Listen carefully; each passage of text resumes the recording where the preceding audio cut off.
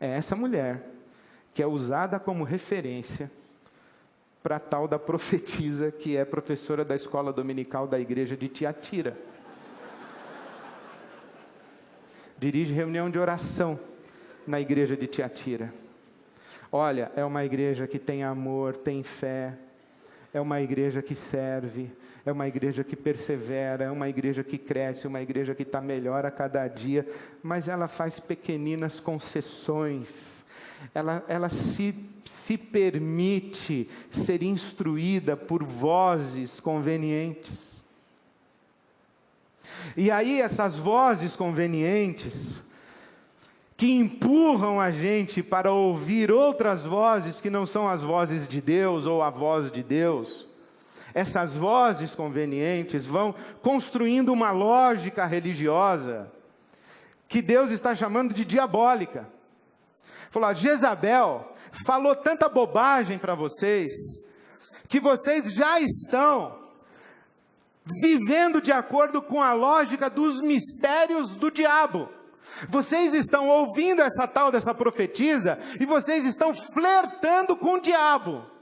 Mistérios profundos de Satanás.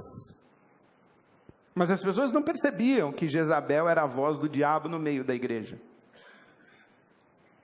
E há um jogo de conveniências e de embaraços aí muito interessante. Veja como que na Bíblia Sagrada está sendo dito que ouvir Jezabel é flertar com os espíritos do mal, é trilhar um caminho de idolatria, é cair na imoralidade sexual e na promiscuidade, na devassidão moral. Isso está acontecendo dentro da igreja. Se você levantasse o tapete da igreja de Tiatira, começava aí. Mas começava essa promiscuidade moral como? Como fala demais da Jezabel e como ouve demais de pessoas que não têm discernimento espiritual. É isso que estou chamando de sincretismo religioso, que vai induzindo as pessoas a escolherem na prateleira ou nas prateleiras do mercado religioso as verdades que lhes são convenientes. E elas vão montando uma religião à la carte, elas fazem o seu próprio cardápio religioso. É um pouquinho de budismo, é um pouquinho de teologia da prosperidade, é um pouquinho da Bíblia Sagrada, é um pouquinho do espiritismo kardecista, é um pouquinho de filosofia oriental, é um pouquinho de Freud, é um pouquinho de pastor fulano, bispo ciclano, apóstolo beltrano, e aí vai montando e cada um vai escolhendo o que quer ouvir. Vai escolhendo o que quer ouvir e vai escolhendo ouvir aquilo que lhe convém, porque nós temos uma capacidade extraordinária de selecionar o que ouvir. E quando nós selecionamos o que queremos ouvir, nós ouvimos o que nos convém. Por exemplo, você conhece algum profeta que diz assim: eis que o Senhor teu Deus te diz, meu servo, te levantarei como príncipe, tu has de governar. Multiplicarei a tua renda, te exaltarei, tirarei do ímpio e darei a ti, porque nasceste para a cabeça e não por cauda. Esse é o ano da restituição, abençoarei a tua casa. Já ouviu o profeta falar isso? Agora tu já ouviu um profeta falar assim: eis meu servo que o Senhor teu Deus te diz, tu és arrogante e prepotente, vaidoso e orgulhoso, tu não tens espírito de serviço, tu não tens humildade, prescrutei o teu coração e só encontrei maldade, arrependa-te, senão eu passo rodo em você. Já ouviu um profeta falar isso? Nunca ouviu, né? Nem vai ouvir. Nem vai ouvir. Nunca vai ouvir um profeta dizer o seguinte: ó, você está causando mal à sua família, está destruindo a sua casa, você está oprimindo a sua esposa, você, seu maldito, você, sua maldita língua solta, você está destruindo essa criança que você pensa que está educando, você está projetando nessa criança as suas fraquezas, você está projetando nessa criança as suas carências, você está projetando nessa criança as suas frustrações. Filha de Deus, arrepende-te, Vai fazer uma terapia, dona. Você não ouve um profeta falar isso. E no dia que você ouvir, você muda de igreja. Você vai dizer que o profeta é mal educado, que o profeta não tem sensibilidade, aí você vai sair chorando. Imagina. Por quê? Porque a gente gosta de ouvir o que a gente quer. E quando a gente ouve o que a gente quer, a gente acaba servindo ídolos e não mais a Jesus. E quando a gente começa a servir os ídolos, qual é o ídolo que a gente mais gosta de servir? A gente mesmo. Qual é o maior ídolo que eu tenho? Eu sou o máximo. Eu tenho necessidades muito legítimas que você não compreende. Eu tenho dificuldades às quais você não dá atenção. Eu também tenho sentimentos, pessoal. Também tenho meus sentimentos. E olha, eu estou fazendo coisas na minha vida que, se você estivesse no meu lugar, você faria o mesmo. Não é verdade? Quem aqui vai julgar quem? Aí a gente começa a construir um evangelho que é demasiadamente conveniente a nós. E daqui a pouco a gente não precisa mais se converter, a gente não precisa mudar de valores, de prioridades, a gente não precisa mudar a agenda, a gente não precisa nada. A gente não precisa mais se converter. Porque a gente só ouve reforço para o caminho que a gente quer seguir. E aí, vem Jesus e fala: eu vou acabar com essa bagunça, eu vou matar essa Jezabel, e eu vou matar com ela os filhos dela e o pessoal que está cometendo adultério com ela. E eu faço uma observação: não estou falando de inferno, hein? Eu estou falando de juízo de Deus. Não estou falando de inferno. Porque no juízo de Deus, aqui na igreja de Tiatira, ele diz assim: olha, eu faço que você receba exatamente o que você merece. E sabe que isso não é o critério de Deus para julgar para a eternidade. Ele está falando aqui o seguinte: ó, você está semeando, você vai colher. Eu não vou evitar que você colha essa semente podre que você está lançando. Vai chegar um dia que a casa vai cair, eu não vou ter piedade. E aí todo mundo vai saber que eu não me impressiono com gente que vive de fachada. É isso que ele está falando. Agora, como é que a gente evita isso? Eu acho que tem aqui nessa palavra, a igreja de Tiatira, algumas sugestões interessantes. A primeira é: você guarda o que você tem, apegue-se à verdade que você já tem, que você conhece. É a mesma palavra de Paulo a Timóteo. Você sabe, Timóteo, as sagradas letras, então se agarra às sagradas letras que você aprendeu desde a sua meninice, desde a sua infância. Fica com essa verdade, não inventa moda, abraça a escritura sagrada, as sagradas letras. E lembre-se, quem ensinou essas sagradas letras para você? A sua avó Loide e a sua mãe Eunice.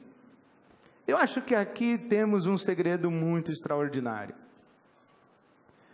Não é apenas a lógica do discurso do profeta, é a vida do profeta. Quem é esse profeta? O que é que ele diz é uma coisa, mas quem é esse que diz o que diz? Como é a vida dele? Paulo escreve a Timóteo, capítulo 3 da segunda carta, versículo 10, ele diz assim: Timóteo, você está seguindo de perto o meu ensino, o meu comportamento, as minhas intenções. Timóteo, você me conhece, você sabe não apenas o que eu falo, não apenas a maneira como eu vivo, mas você me conhece de olhar. Você sabe quando eu estou sendo irônico, sarcástico, quando eu estou mentindo, quando eu estou sendo verdadeiro. Você conhece as motivações do meu coração. Você sabe quais são os meus jogos manipulativos. Você me conhece. Então Paulo está dizendo o seguinte: preste atenção não apenas na lógica do discurso, mas na vida do profeta. Olha a vida dele. Olha essa Jezabel, Jesus está dizendo, essa Jezabel, ela mata profeta. Por onde ela passa, ela deixa um rastro de destruição. Ela só cria confusão, ela só divide famílias, ela só joga pessoas contra outras pessoas, ela cria inimizades. Ela destrói reputações, ela manipula em seu próprio benefício, ela atropela quem se coloca na frente dela e que a impede de alcançar os seus objetivos. Se ela quiser um terreno e você não quiser vender para ela, ela mata você, ela passa por cima, ela inventa uma calúnia, mas nada impede essa mulher de conseguir o que ela quer conseguir. Presta atenção na vida dessa mulher, olha a casa dela, olha a cara do coitado do marido dela, olha os filhos dela. E você ouve essa profetisa? Presta atenção. Por isso é que o autor da carta aos Hebreus, no capítulo 13, diz assim, olha, obedeçam os seus guias espirituais e, atentando para a sua maneira de viver, imite a sua fé. Olhe para a vida dessa pessoa e não apenas para o discurso. A lógica do discurso ajuda muito. Tem gente que vem me elogiar e diz assim, pastor, eu gosto muito de ouvir o senhor e o fulano de tal. Aí eu penso, eu falo, mas como que você consegue ouvir o que eu falo e o que esse sujeito fala? E num momento assim de mais vaidade e carnalidade, eu penso, como é que você ousa me comparar com esse sujeito abjeto? Você não tem discernimento espiritual, meu filho, minha filha. Você não pode acender uma vela para cada santo. Tem que escolher o santo. Não dá certo assim. Então a primeira coisa é essa, ver a lógica do discurso e ver a vida de quem pronuncia o discurso. A lógica tem que estar aqui na palavra. E a vida de quem pronuncia o discurso tem que ser aprovada em comunidade. A maioria das pessoas que me ouvem não me conhece, mas tem gente que me conhece, e essa gente que me conhece tem obrigação de jogar no ventilador a minha vida dupla, se um dia eu tiver uma vida dupla, porque isso é o teste da Bíblia Sagrada para as pessoas que ensinam a palavra de Deus. Nada de varrer pecado para debaixo do tapete para evitar escândalos, isso é conivência. Isso é aquela sensação assim de que por que fulano está escondendo o pecado desse outro? É porque tem também. No reino de Deus não funciona assim não. A disciplina de Deus começa em casa e começa com os profetas. A carta é enviada ao anjo da igreja. É o primeiro que entra na lista. Agora, o segundo critério que eu acho que essa Bíblia Sagrada dá para nós, e que Jesus, falando da igreja de Tiatira, nos oferece, é que ele diz assim, vocês vão governar. Vocês vão governar as nações. Se vocês se apegarem à verdade, se vocês romperem com Jezabel, se vocês acabarem com essa confusão e essa bagunça e essa devassidão moral, e se vocês se apegarem à verdade, vocês vão governar.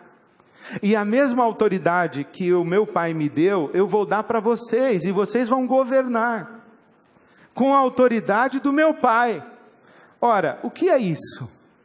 Isso é um ato de confiança de Jesus em nós. É como se Jesus olhasse para mim e para você e dissesse, olha, eu vejo que você tem maturidade espiritual para discernir a palavra da Jezabel e a minha palavra, para saber o que é que o meu espírito está falando e o que é que os outros espíritos estão falando. Você já tem discernimento e maturidade. Em outras palavras, você já tem autonomia, você anda com as suas próprias pernas, você tem uma consciência que está madura, você cresceu, você é adulto. Você abandonou a infância. Você não é mais para ser governado. Agora você governa. E Deus vai colocar na sua mão a autoridade para você governar. Porque Ele acredita que você é capaz de ouvir a voz dEle.